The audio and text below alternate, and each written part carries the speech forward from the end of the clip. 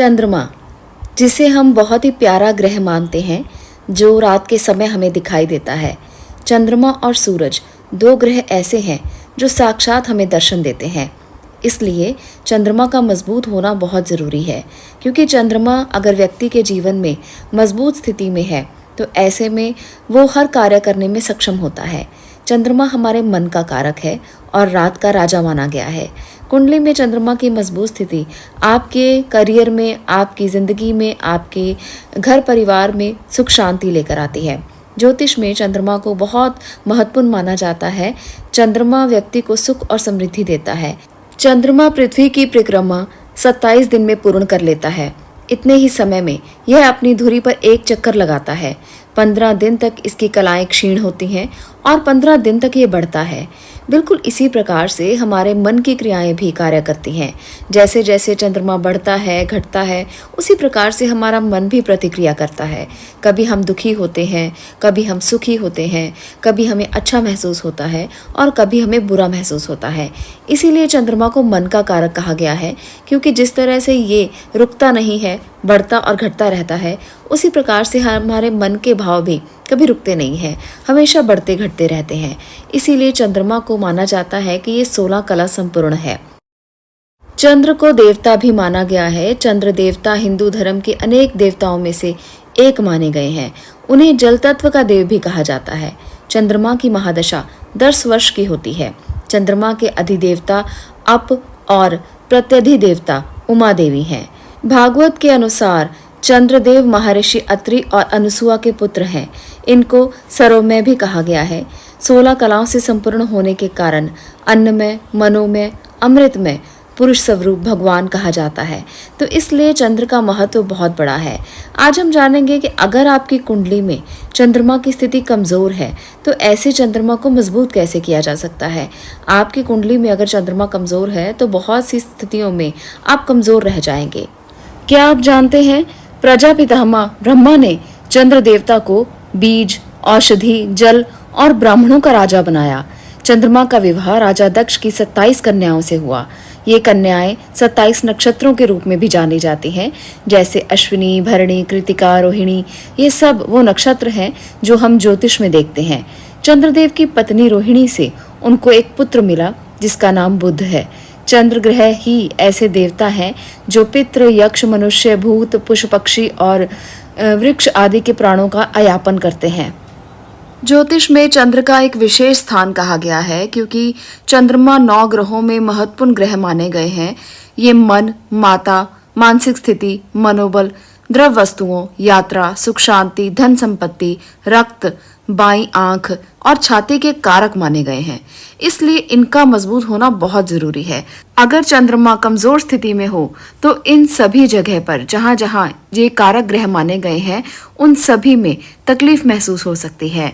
ऐसे में माता का सुख ना मिलना, मानसिक स्थिति में कमजोरी, मनोबल में कमी और द्रव्य वस्तुओं का उपलब्धता की कमी, यात्राओं में कमी, सुख शांति में कमी, धन संपत्ति में कमी, ये कमियां आपके जीवन में हमेशा आती जाती रहेंगी। तो इसलिए आपको अपने चंद्रमा को मजबूत करना चाहिए। अगर आपकी कुंडली में चंद्रमा की स्थिति का आपको नहीं पता तो इन लक्षणों से आप पता लगा सकते हैं। अगर किसी भी तरह से मानसिक तनाव बहुत ज़्यादा रहता है, डिप्रेशन की अवस्था आपको महसूस होती है, तो आपका मन कमज़ोर है, यानी कि आपका चंद्रमा कमज़ोर है। तो ऐसी स्थिति में भी आप चंद्र के उपाय कर सकते हैं। तो आज यहाँ पर मैं उपाय बताने वाली हूँ जिससे आप अपने चंद्रमा को मजबूत करेंगे और चंद्रमा के विशेष लाभ आप प्राप्त करेंगे।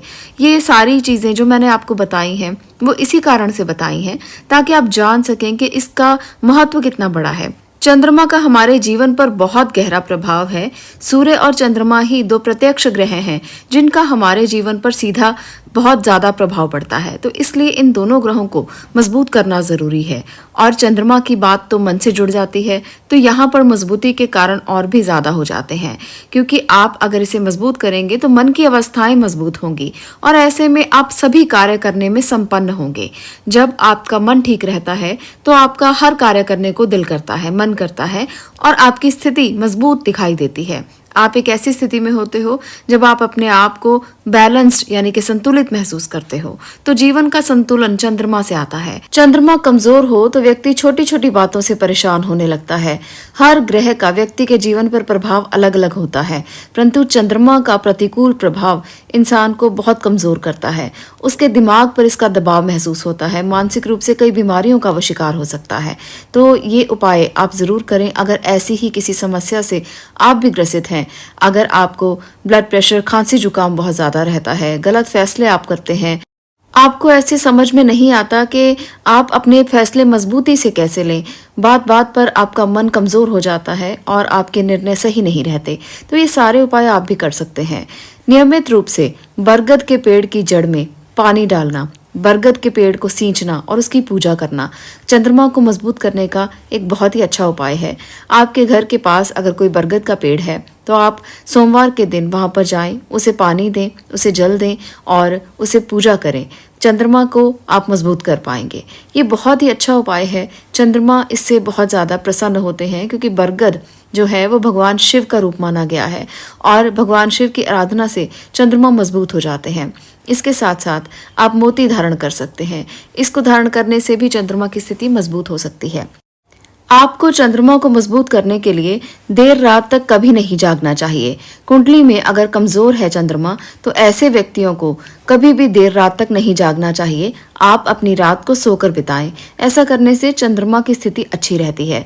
अगर आप रात रात भर जागकर कुछ भी चलाते हैं, जैसे मोबाइल का आजकल बहुत चलन है और सारी सारी रात बैठकर अगर आप मोबाइल चलाते हैं तो इससे आपका राहु और इससे आपका चंद्रमा दोनों ही प्रभावित होते हैं। तो इस बात का भी ध्यान रखें कि अगर कुंडली में इसकी कमजोर स्थिति है तो ऐसा कार्य बिल्कुल भी ना करें।